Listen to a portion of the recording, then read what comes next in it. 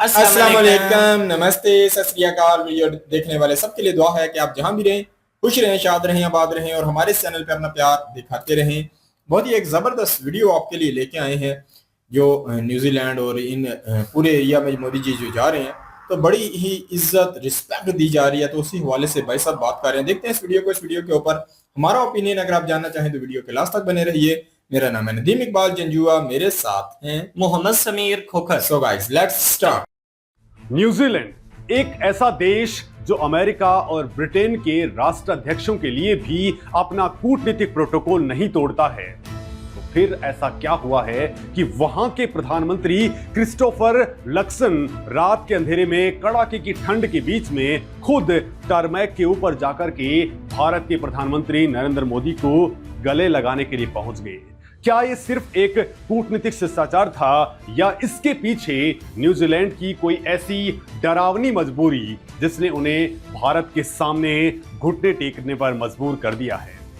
Indonesia, फिर Australia और अब न्यूजीलैंड।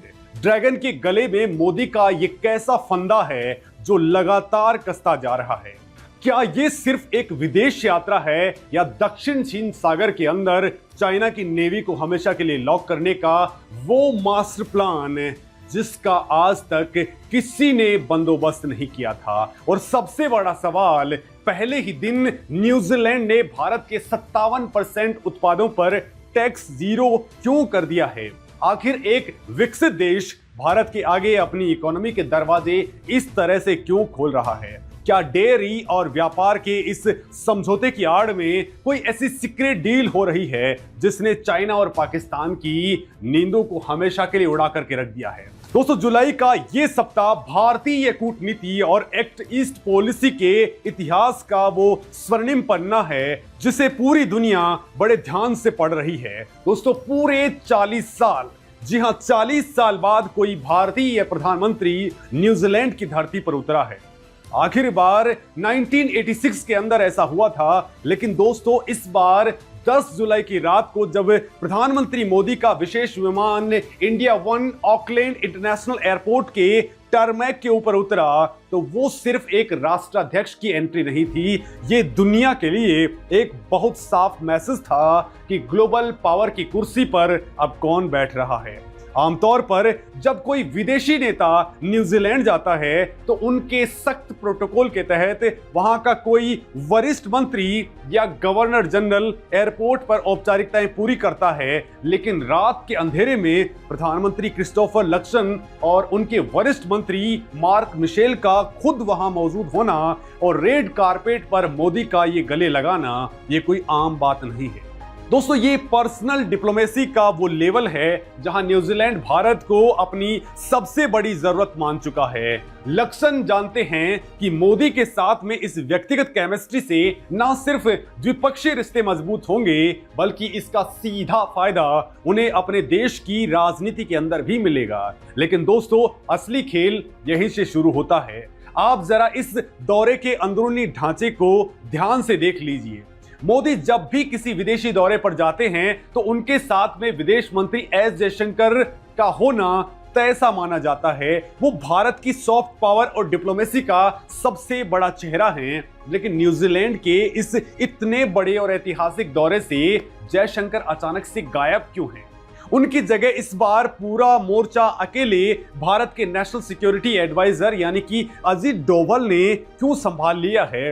ये वो दोस्तों सवाल है जो इस पूरी यात्रा को एक रहस्यमयी थ्रिलर के अंदर कन्वर्ट कर दे रहा है। आखिर प्रशांत महासागर में चाइना के खिलाफ ऐसा कौन सा खौफनाक ब्लूप्रिंट तैयार हो रहा है जिसे सिर्फ एक स्पाई मास्टर ही अंजाम दे सकता था? और दोस्तों, यही वो पॉइंट है जिसे समझना बेहद जरूरी है।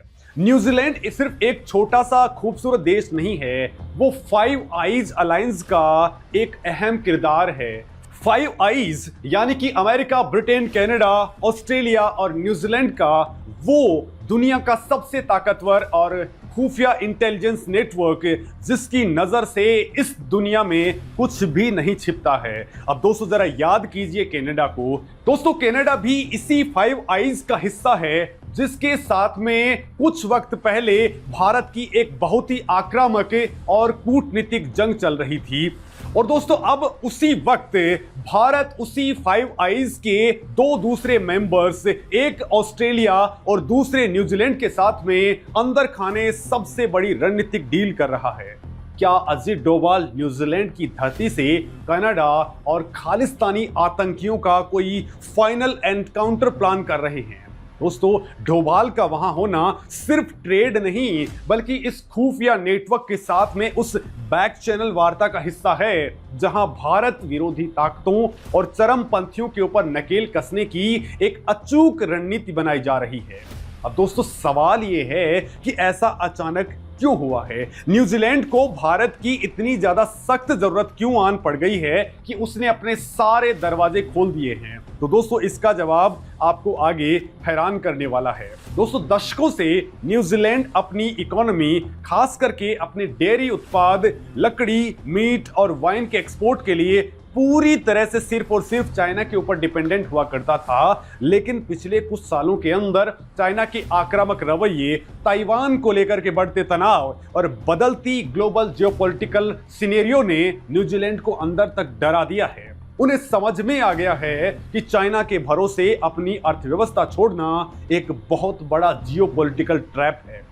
उन्हें अपने सप्लाई चेन को डाइवर्सिफाई करना था। उन्हें एक ऐसा विशाल, स्थिर और लोकतांत्रिक बाजार चाहिए था जो बिना किसी शर्त के चाइना की जगह ले सके। और दोस्तों 1.4 अरब से ज्यादा की आबादी वाले और दुनिया की सबसे तेजी से बढ़ती इकोनॉमी भारत से बेहतर विकल्प और क्या हो सकते हैं? और इसलिए दोस्तों जो न्यूजीलैंड कभी अपने बाजार खोलने में 100 बार सोचा करता था, उसने एक ही झटके में ऐतिहासिक फ्री ट्रेड एग्रीमेंट के तहत भारत के 57% उत्पादों के ऊपर आयात शुल्क शून्य कर दिया है, जीरो कर दिया है। यह सिर्फ एक शुरुआत है।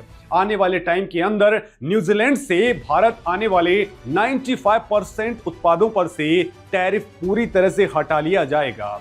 इसके बदले में भारत का IT sector, pharmaceutical sector, textile और एग्रीकल्चर उत्पाद अब बिना किसी रुकावट के न्यूजीलैंड के बाजारों के अंदर बिकेंगे। दोस्तों लक्सन सरकार ने इसे अपनी इकोनॉमी के लिए एक गेम चेंजर करार दिया है। ये एक ऐसा मास्टर स्ट्रोक है जिसने चाइना के आर्थिक एकाधिकार को तोड़ करके दोनों देशों की इकोनॉमीज को एक मजबूत चेन के अंदर बांध दिया है। लेकिन दोस्तों कहानी यहीं खत्म नहीं होती। ऑकलैंड का स्पार्क एरिना, न्यूजीलैंड के इतिहास में किसी विदेशी नेता के लिए ऐसी सिक्योरिटी और ऐसा क्रेज शायद ही पहले कभी देखा गया हो।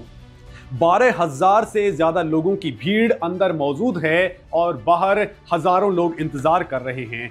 दोस्तों इस मेगा इवेंट का नाम है किया ओरा मोदी, जिसका माओरी भाषा के अंदर अर्थ है नमस्ते मोदी। न्यूजीलैंड की 50 लाख की कुल आबादी का एक बहुत बड़ा हिस्सा, करीब 3 लाख लोग भारतीय मूल के हैं। ये वो लोग हैं जो आज न्यूजीलैंड की health care, hospitals, IT, education और पूरी इकोनॉमी की असली बैकबोन बन चुके हैं। अंतर्राष्ट्रीय छात्रों के मामले में भी चाइना के बाद में सबसे ज्यादा छात्र भारत से आते हैं, जो न्यूजीलैंड में अरबों डॉलर का योगदान देते हैं। वहां के प्रधानमंत्री क्रिस्टोफर लक्सन को यह बात बहुत अच्छी तरीके से पता है।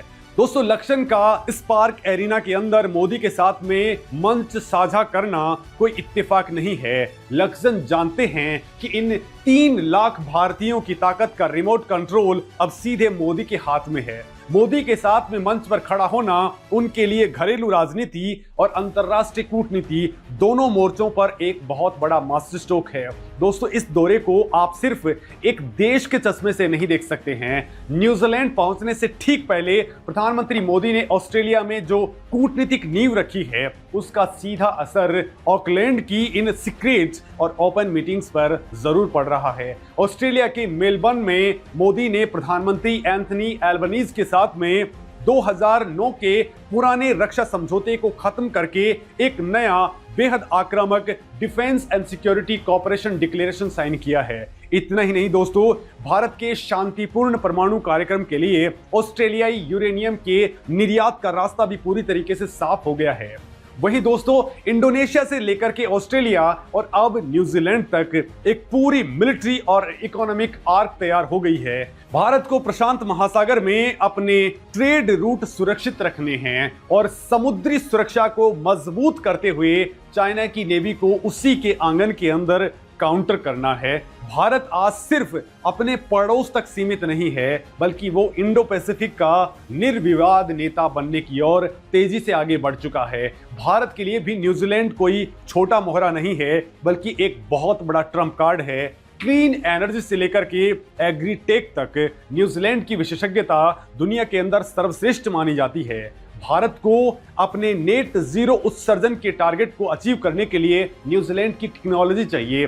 दोस्तों भारत के एग्रीकल्चर सेक्टर को एडवांस बनाने और फूड प्रोसेसिंग के अंदर न्यूजीलैंड का मॉडल बहुत काम आने वाला है। इसके अलावा भारत 2036 के ओलंपिक खेलों की मेजबानी की बहुत बड़ी तैयारी कर रहा है। न्यूजीलैंड का स्पोर्टिंग इकोसिस्टम और खेल प्रबंधन विश्व स्तरीय है, जिससे भारत इस दौरे के जरिए बहुत कुछ सीखने वाला है। दोस्तों क्रिकेट और रग्बी के जरिए एक सॉफ्ट डिप्लोमेसी का ऐसा जाल बुना जा रहा है जो दोनों देशों को हमेशा के लिए एक कर देगा।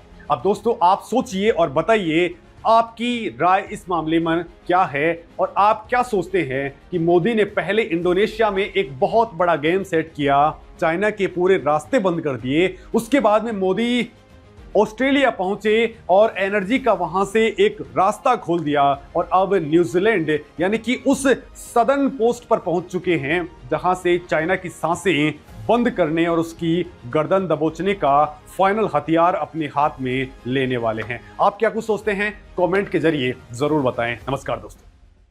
बहुत ही जी जबरदस्त लगा हमें। ये कह सकते हैं कि न्यूजीलैंड, इंडोनेशिया, ऑस्ट्रेलिया, ये दौरा मोदी जी का कितना इम्पोर्टेंट है वो इस वीडियो के माध्यम से समझने का मौका मिलता है। पहले अगर देखा जाए तो इंडोनेशिया ने बड़े ही जबरदस्त तरीके से वेलकम किया, फिर हमने ऑस्ट्रेलिया का दौरा जो है आपके साथ शेयर किया है। ऑस्ट्रेलिया में किस लेवल का प्रोटोकॉल जो है मोदी जी को मिला वो भी देखकर मजा आया था। पर अगर हम यहाँ अगर देखें जो स्ट्रेटजी है, जो कहीं ना कहीं प्लानिंग है इंडिया की इस दौरे के हवाले से, वो बहुत बढ़िया है। ये 5 बड़े कह लो कि हाई लेवल जो देश हैं, जो कह सकते हैं कि खुफिया जानकारी के बहुत बड़े सोर्सेज हैं, तो उनमें से 2 मुल्कों का यके बाद दीगरे जो है मोदी जी का दौरा करना, तो ये इस चीज की कह लो कि रणनीति बन रही है कि आने वाला वक्त जो है इंडिया को अगर देखा जाए तो चाइना को काउंटर करना है या चाइना की पावर जो है उसे कमजोर करना है, तो उस हवाले से मोदी जी जो है उस हवाले से ये पूरी प्लानिंग कर रहे हैं। चैनल सर्कल इस तरीके का बना रहे हैं कि आने वाले वक्त में इंडिया को यहाँ से भी लाभ मिले। देखा जाए दूसरे साइडों में इंडिया के बड़े ही अच्छे रिश्ते हैं। अगर रशिया के साथ देखा जाए, अमेरिका, हर कह लो कि कनाडा के साथ भी बड़े अच्छे रिलेशन बन चुके हैं।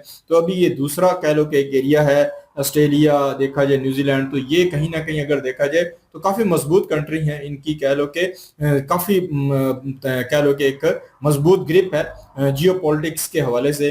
तो इनको अभी देखा जाए चाइना के चुंगल से निकालने के लिए मोदी जी ने प्लान कर लिया है। मोदी जी ने देखा है एक तो इनको मार्केट दी है, इंडिया इतनी बड़ी मार्केट है वो दी है, और साथ में कहीं ना कहीं जो इंडिया के कह लो कि जो वहाँ के जो रिलेशन है काफी मेरे नजदीक इतने मजबूत नहीं थे, क्योंकि 40 साल बाद की जाने का मकसद यही था कि इससे पहले के जो हुक्मरान थे उन्होंने अच्छी प्लानिंग नहीं की थी।